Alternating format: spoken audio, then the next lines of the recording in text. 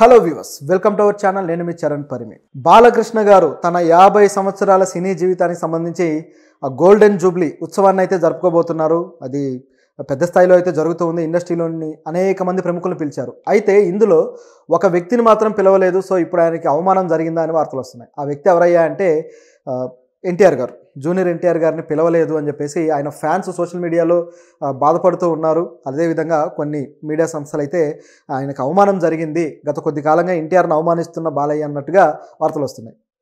అయితే దీంట్లో నిజంగా పిలిచారా, పిలవలేదా, పిలవకపోతే అవమానమా, అసలు ఏంటి దీని చర్చ అనేది ఒకసారి చూద్దాం. ఎందుకంటే ఇది ఎప్పుడు కూడా డిస్కషన్కి ఉన్న పాయింటే. ఎందుకంటే టీడీపీ, ఎన్టీఆర్ ఈ రెండింటి మధ్య ఒక అనుబంధం ఎలా ఉంటుందంటే జంపింగ్ జపాంగ్లాగా అడుగు వేయటం, అడుగు తీయడం, అడుగు వేయడం, అడుగు తీయడం, ఒక సమాంతరమైన రేఖలాగా ప్రయాణిస్తూ ఉంటారు.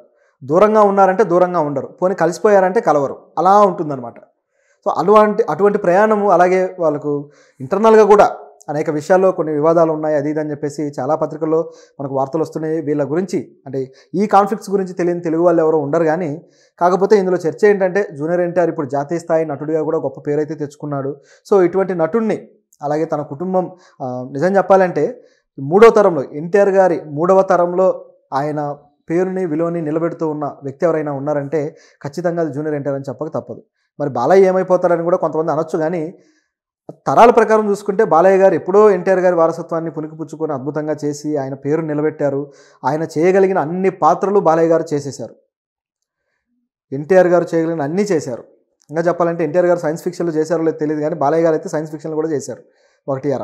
సో ఈ విధంగా ఎన్టీఆర్ గారి పేరుని నిలబెట్టిన ఆయన వారసుడిగా 50 సంవత్సరాల సినీ జీవితాన్ని ముగించుకొని ఇప్పుడు విజయవంతంగా దాన్ని సెలబ్రేట్ చేసుకుంటూ ఉన్నారు. ఇప్పుడు కూడా ఒక హ్యూజ్ మాస్టర్ ఎవరయ్యా అంటే ఆ లిస్ట్లో ఉన్న అతి కొద్ది మందిలో బాలయ్య గారు కూడా ఒకరు.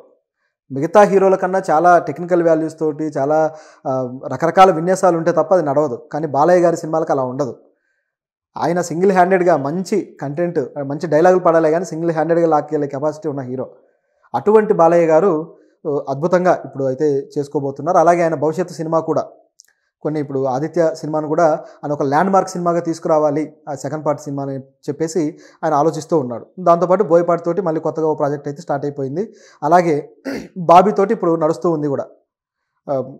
వాల్తేరు వీరయ్య సినిమా డైరెక్టర్ బాబీతోటి ఇప్పుడు కొత్తగా మరో సినిమా కూడా నడుస్తుంది.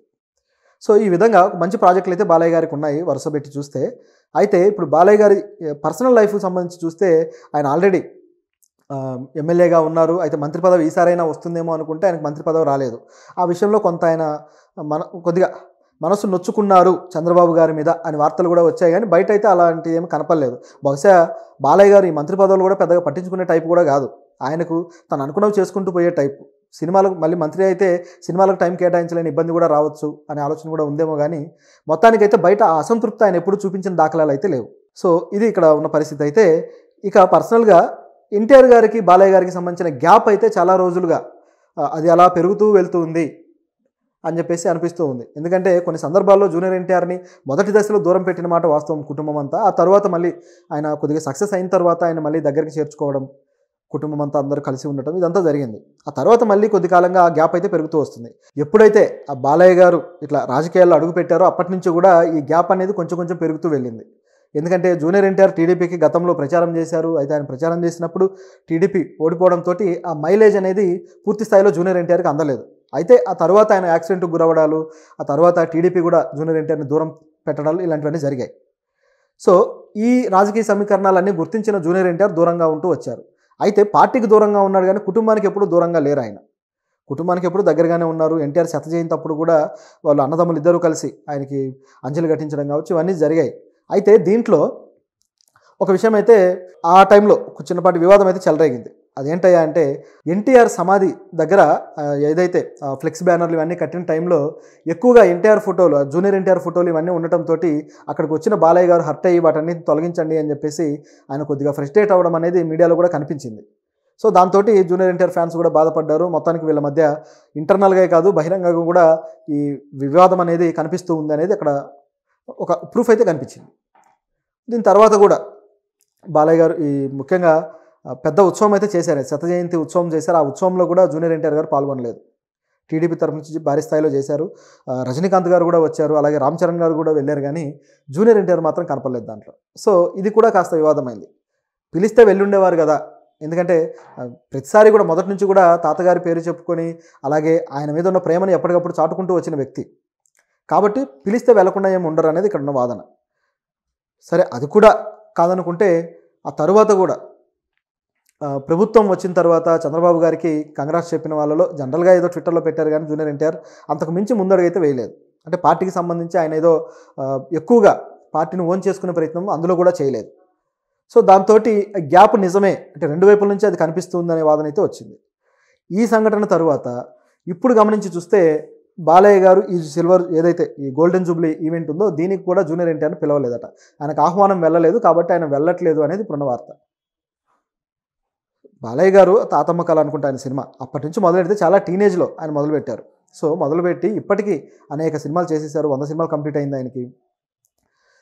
ఇప్పుడు ఎందుకంటే వాళ్ళ అన్న కూడా హరికృష్ణ గారు కూడా చనిపోయిన తర్వాత వీళ్ళతోటి అనుబంధం ఇంకేమైనా పెరుగుతుందేమో అని అనుకున్న టైంలో ఉన్నది ఇంకాస్త డ్యామేజ్ అయిపోయింది. అంటే వాళ్ళ మధ్యలో ఉన్న ఏదైతే రక్త సంబంధం లింక్ ఉందో ఆ లింకే పోయినట్టు అయిందనమాట. దాంతో ఆ గ్యాప్ పెరుగుతూ వచ్చింది. చూస్తూ ఉంటే మొదటి నుంచి కూడా మా బాలబాబాయ్ అని చెప్పుకుంటూ ఉన్న ప్రేమగా ఆప్యాయంగా పిలిచే ఎన్టీఆర్ అన్న కళ్యాణ్ రామ్ గారు. సో కళ్యాణ్ రామ్ గారు మొదటి నుంచి కూడా కుటుంబంలో అందరితో బాగుండే వ్యక్తి. ఎన్టీఆర్ బ్యానర్ పెట్టి మరీ ఆయన సినిమాలు తీశారు. సో బాలయ్యతో అంత బాగుండే వ్యక్తి ఈ మధ్య కాలంలో ఆయన కూడా గ్యాప్ మెయింటైన్ చేస్తూ వచ్చారు. సో దాంతో ఏమైపోయిందంటే ఈ అన్నదమ్ములను సపరేట్ చేసేసారా అంటే టీడీపీలో జరుగుతున్నదా లేకపోతే బాలయ్య వ్యక్తిగతమా అన్నట్లుగా తయారైంది. ఇది ఓవరాల్గా గమనించి చూసినప్పుడు ఇందులో ఇది టీడీపీ సంబంధించిన భావజాలమే ఇందులో కనిపిస్తుంది. ఎందుకంటే రాజకీయాలు అనేసరికి తన మన ఏమీ ఉండదు. సో ఎవరికి వారు యమునా తీరే అన్నట్లు తయారవుతుంది. ఇప్పుడు ఆ కుటుంబంలోనే ఒక్కొక్క పార్టీలో ఉన్నది కూడా మనం చూసాం.